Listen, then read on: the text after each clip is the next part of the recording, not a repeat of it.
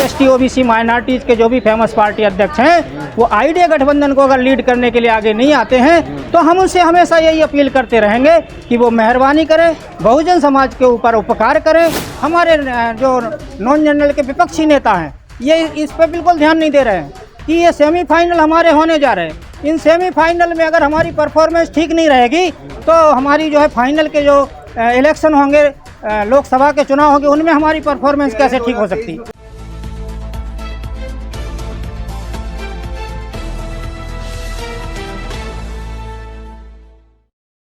ST OBC minorities के जो भी फेमस पार्टी अध्यक्ष हैं वो आईडीए गठबंधन को अगर लीड करने के लिए आगे नहीं आते हैं तो हम उनसे हमेशा यही अपील करते रहेंगे कि वो मेहरबानी करें, बहुजन समाज के ऊपर उपकार करें।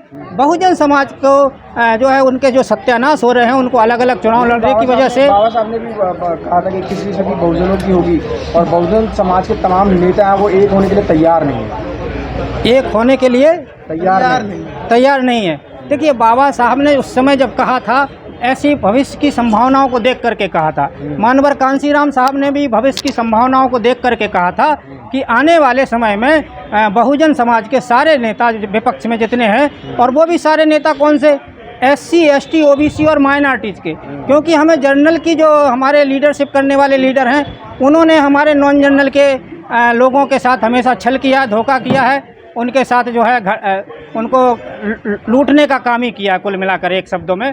और एक शब्द कहा जाए तो सत्यानाश ही किए हैं। आज तक सत्यानाशों के अलावा और कुछ नहीं किया है नॉन जनरल के फेमस पार्टी अध्यक्षों को, इसलिए उन्होंने ऐसी संभावना व्यक्त की थी। और आज वही सब दौर चल रहा है। आज नॉन जनरल वर्ग के समाज के सामने किसी प्रकार के कोई भी आज अस्तित्व बचाने के लिए किसी तरह का कोई रोड मैप नहीं है। रोड मैप अगर बनता है तो वो हम और आप जो आपस में बातचीत कर रहे हैं कि हमारे नॉन जनरल के जितने भी फेमस पार्टी अध्यक्ष हैं, जनाधार वाले फेमस पार्टी अध्यक्ष हैं, वो जिस तरह से एनडीए और यूपीए गठबंधन बना हुआ है, एनडीए और यूपीए गठबंधन को टक्कर देना है राष्ट्रीय स्तर पे, तो आईडीए गठबंधन को लीड करने के लिए फेमस पार्टी अध्यक्ष जो भी हैं वो आगे आएँ और बाकी के पार्टी अध्यक्ष उनको सहयोग करें, समर्थन करें, इकट्ठे होकर के भाईचारा और सामंजस्य बना करके चुनाव लड़ें। अभी 2024 तो दूर है, 2023 में अभी जो है सेमीफाइनल है। बड़े राज्य हैं मध्य प्रदेश, छत्तीसगढ़ और राजस्थान, इन राज्यों में चुनाव होने और अन्य राज्यों में भी होने हैं। हमारे जो नॉन जनरल के विपक्षी नेता हैं ये इस पर बिल्कुल ध्यान नहीं दे रहे हैं कि ये सेमीफाइनल हमारे होने जा रहे हैं। इन सेमीफाइनल में अगर हमारी परफॉर्मेंस ठीक नहीं रहेगी तो हमारी जो है फाइनल के जो इलेक्शन होंगे, लोकसभा के चुनाव होंगे, उनमें हमारी परफॉर्मेंस कैसे ठीक हो सकती है। कुछ भी हो, लेकिन 24 में वही होगा जो सबको पसंद है। वो जो सबको पसंद है वो तभी होगा। देखिए, जब तक कोई सेमीफाइनल में क्वालिफाई नहीं होता है वो फाइनल के लिए एलिजिबल नहीं होता है, पात्र ही नहीं होता है। क्योंकि ये राजनीति है, यहाँ कोई भी पात्र हो जाता है, एक नया भी तैयार हो जाता है मेंढक और वो भी जो है चुनाव लड़ने को तैयार हो जाता है। तो यहाँ कोई बंदिश नहीं है।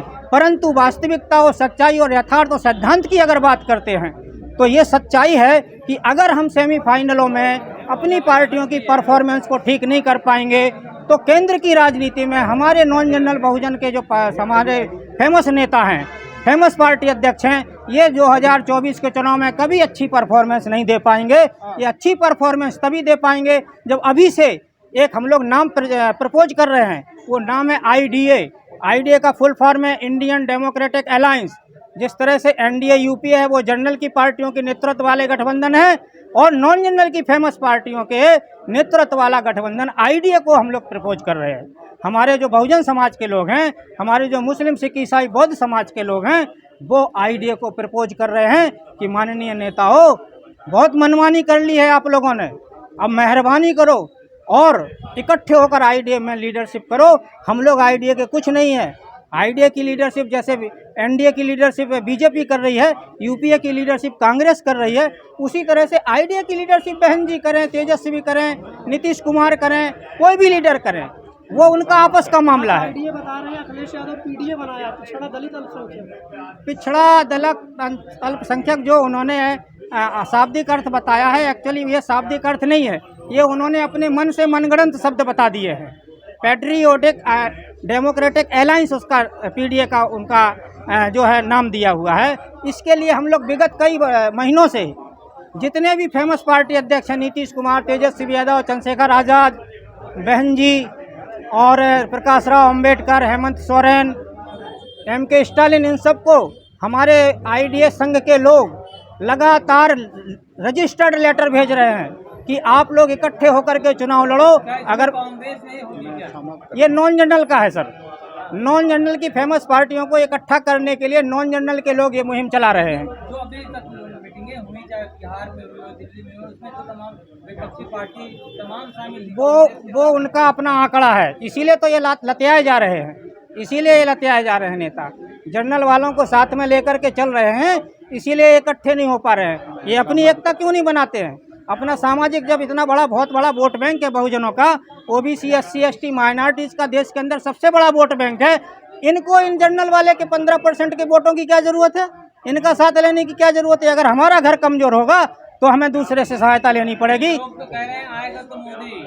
अरे वो कुछ भी कहते हो, उनसे क्या मतलब? अगर हम आप सही सिद्धांत पे नहीं चलेंगे, हमारे नॉन जनरल के फेमस पार्टी अध्यक्ष, अगर जो सैद्धांतिक तरीका है चुनाव जीतने का, वो है गठबंधन का तरीका। गठबंधन के सही तरीके को अपना करके अगर नहीं चलेंगे तो कोई भी आ सकता है, कोई भी आ सकता है, लेकिन बहुजनों के नेता नहीं आ सकते हमारे एक चीज साथ बहुत में। इम्पोर्टेंट है जो आप लोगों ने प्रश्न उठाया है कि बिहार में मीटिंग हो रही है, जगह जगह पे मीटिंग हो रही है, विपक्षी दल एक होने की कोशिश कर रहे हैं लेकिन बात नहीं बन रहे हैं। तो इस संबंध में हमारा ये कहना है, जैसे कि आदरणीय BD चौधरी साहब ने एक्सप्लेन किया है, उसको मैं एलेबोरेट करना चाहता हूँ कि अभी जो बहुजन समाज है, हमारा बहुजन समाज है, अगर आप उसकी आवाज़ को समझें और अगर हमारे नेता लोग समझें तो उनको समझ में आ जाएगा कि हमारा बहुजन समाज हमारे बहुजन पॉलिटिकल पार्टियों को एक मंच पर देखना चाहते हैं। अभी हाल ही में हमने देखा जो 2018 में SC ST एक्ट को लेकर के लोग सड़कों के ऊपर आए, सरकार को झुकना पड़ा ना, झुकना पड़ा या नहीं झुकना पड़ा? CCA को लेकर के मुस्लिम बहनें सड़कों के ऊपर आई, उनके साथ कोई लीडर नहीं था, वो बहुजन समाज के लोग हैं। इसी तरीके से जो किसान भाई हैं हमारे, सड़कों के ऊपर आए, एक साल पर उन्होंने अपना धरना प्रदर्शन किया, सरकार को झुका के तब वो पीछे हटे। तो ये बहुजनों की आवाज़ है, ये कौन सुनेगा? बहुजनों के नेता अगर वो नहीं सुनेंगे तो जनता खुद सड़कों के ऊपर आएगी और इन नेताओं को सबक सिखाएगी जो बहुजन ओरिजिन के नेता हैं। चंद्रशेखर जी के जो हमला हुआ था, इसका असर 2024 के चुनाव में देखने को मिलेगा, क्या मतलब? देखियो, हमें इससे कोई खास मतलब नहीं है, क्योंकि पॉलिटिकल रिवैलरी होती रहती है, हमले भी होते रहते हैं। मैं समझता हूं कि हमारे चंद्रशेखर जी और बहन मायावती जी ये डरपोक नहीं है, ये बाहर आएंगे, मैदान में आएंगे, लड़ेंगे, बहुजनों का वोट बैंक इकट्ठा करके अपने सत्ता को हासिल करेंगे और ये बहुजन की जनता जो है सारी इनके साथ है। तो क्या हम मोदी जी को टक्कर दे पाएंगे ये लोग? मोदी जी क्या है, मोदी जी 15% हैं। अब ये क्यों नहीं समझते? हमारे लोग 85 से 88% है। 100 करोड़ हैं। 100 करोड़ तो कहने में हैं, आज गिनती करा लीजिए 10 करोड़ भी नहीं होंगे। 15,000 का सिलेंडर खैर, लेने के लिए तैयार है जनता। सर ऐसा है, सुनिए, मजबूरी में है, कोई सा भी रेट कर दीजिए। आप जो 1500 की बजाय आप 3000 रेट कर दीजिए। अगर गैस अगर चाहिए तो चाहिए, वो तो खरीदें। तो देश सुरक्षित हाथों में है। ये मीडिया का प्रचार है, ये मीडिया का प्रचार है। जो बहुजन जनता जो सताई हुई है पिछले कई सालों से, वो अपना रास्ता ढूंढने के लिए सड़कों पे निकल चुकी है। हमारे बहुजन नेताओं को इकट्ठा होना पड़ेगा। जैसे कि आदरणीय BD चौधरी साहब ने कहा है, एक नाम हमने प्रपोज किया, IDA, इंडियन डेमोक्रेटिक अलायंस, उसमें उनको आज नहीं तो कल इकट्ठा होना पड़ेगा। और नाम को लेकर के हम तो ज़्यादा ऐसा नहीं है कि IDA ही नाम रखो, कोई और नाम रख लो, लेकिन सभी बहुजन ओरिजिन के नेताओं को। मुस्लिम नेता भी होंगे क्या साथ? बड़े में वो बहुजन है, हिंदू, मुस्लिम, सिख, ईसाई, OBC, बौद्ध, जैन, ये सब सताए हुए हैं, प्रताड़ित लोग हैं, ये सारे। राहुल गांधी हिंदू नेता नहीं है क्या? हिंदुओं के भाई हिंदुओं की बात मत तो आपने हिंदू कहा भी हिंदू मुस्लिम सिख, ऐसा है, आप मीडिया के लोग हैं, अच्छी तरह से जानते हैं, जो हिंदुओं में भी जो लोकतंत्र पसंद हैं वो भी लोग सताए हुए हैं।